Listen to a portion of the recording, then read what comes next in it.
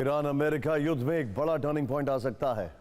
America Iran को गृह युद्ध में झोंकने के लिए कुर्द फोर्स की एंट्री करवा रहा है। कौन है ये कुर्द फोर्स?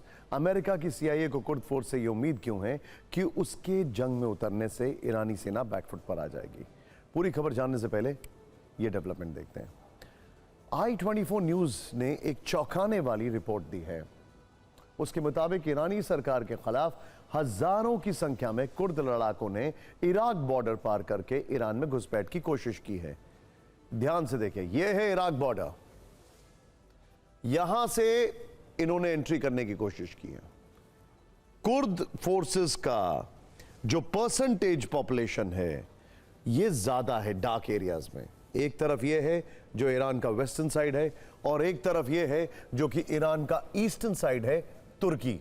हालांकि इंटरेस्टिंग बात क्या है, तुर्की की भी कुर्द लड़ाकों से नहीं जमती है, तो उससे टर्की की भी इसमें एंट्री हो सकती है। खैर, और वहां ईरानी शासक के खिलाफ कुर्द लड़ाकों की जमीनी हमला करने की योजना है। उस तरफ उन्हें ईरान के अंदर तक रास्ता दिलाने के लिए अमेरिका और इजराइल दोनों मिलकर बॉर्डर के पास बमबारी कर रहे हैं। ईरान के कुर्द में सैन्य बेस, बॉर्डर पोस्ट और बसेज फोर्स के ठिकानों पर टारगेटेड हमले किए जा रहे हैं। पावे और सनंदज शहरों में कई ठिकानों पर स्ट्राइक की गई है। हमलों से कुर्द लड़ाकों के लिए घुसपैठ का रास्ता खोलने की आशंका जताई जा रही है।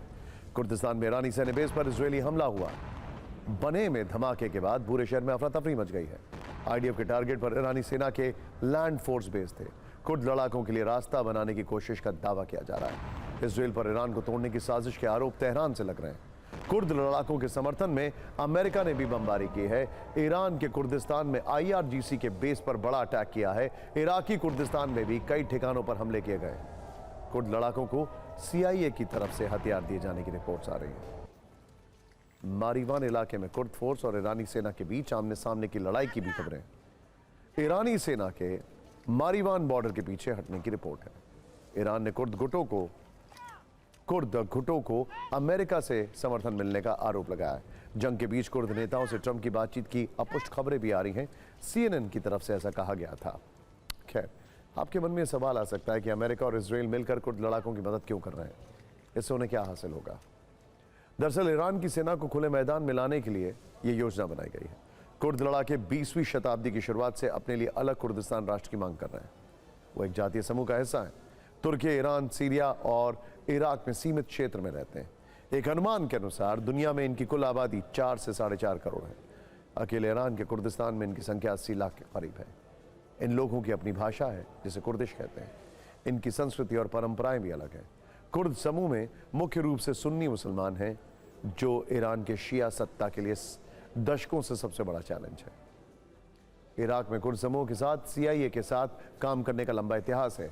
सीआईए की ओर से इन्हें फंडिंग और हथियार दिए जाते रहे हैं। वॉशिंगटन ने ही सीरिया में असद सरकार के खिलाफ इन कुर्द लड़ाकों को वित्तीय सहायता, हथियार और ट्रेनिंग दी थी। अपुष्ट खबरें हैं कि हाल ही में अमेरिका और कुर्द समूह के बीच बातचीत भी हुई है।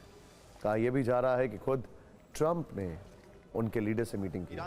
ऐसे में अगर कुर्द लड़ाके इस युद्ध में ईरान के खिलाफ पूरी तरह से उतरते हैं तो ईरान के अंदर गृह युद्ध जैसे हालात बन जाएंगे। ईरान के लिए बड़ी मुश्किल हो सकती है।